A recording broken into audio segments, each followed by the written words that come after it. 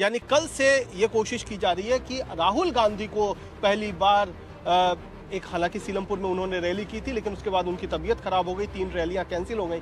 28 तारीख यानी कल से वो दोबारा मैदान में उतरेंगे। क्या कुछ रूपरेखा तैयार दिखाई पड़ रही है इस समय कांग्रेस? बिल्कुल सही कहा आपने। कांग्रेस के शीर्ष नेता राहुल गांधी, प्रियंका गांधी, ये सब मैदान में आखिरी 6 दिनों में होंगे।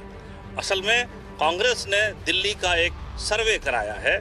इस सर्वे में अभी तक वो लगभग 12% वोट पर दिख रहे हैं, लेकिन उनका इरादा है कि अगले 6 दिनों में इस चुनाव को गति पकड़ाई जाए और वोट के प्रतिशत को कम से कम 20-25% तक ले जाया जाए। दूसरे, टिकट के बंटवारे के समय कांग्रेस 15 सीटों पर जोरदार चुनाव लड़ना चाहती थी, लेकिन सर्वे में जो 4% को 12% तक बढ़ता दिखाया जा रहा है, तो नेतृत्व को लग रहा है कि हम करीब 35 सीटों पर अच्छी लड़ाई लड़ सकते हैं।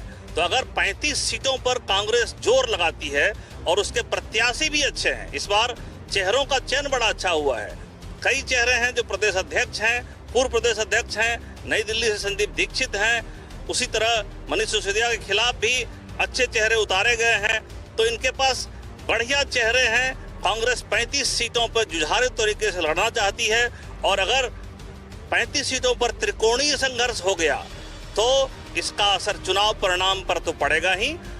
जो 12, 13, 15 और 20 12 सालों बाद कांग्रेस अपना सम्मान वापस लाने में सफल हो सकेगी। एक बात मैं आपसे, हमारे दर्शकों को कहना चाहूंगा, क्योंकि काफी सारे दर्शक अब हमसे लगातार लाइव जोड़ते चले जा रहे हैं, उन दर्शकों को मैं ये कहूंगा कि आपके सामने ये पूरा मंच है, क्योंकि हमारे साथ जो पैनल है उससे ज्यादा अनुभवी पैनल आपको कहीं नहीं मिलेगा, इसीलिए आपके सवालों का हम सीधा जवाब इसमें कोशिश करेंगे। ये 1 घंटे हमारा कार्यक्रम चलेगा और हम भी यही उम्मीद कर रहे हैं कि ये आपके साथ बातचीत का सिलसिला हम कायम कर पाएं और दिल्ली चुनाव से जुड़े हुए कोई भी सवाल है, मेरा थोड़ा सा आपसे निवेदन रहेगा कि दिल्ली चुनाव से जुड़े सवाल ही पूछिए और उनकी हम कोशिश करेंगे जवाब देने के लिए।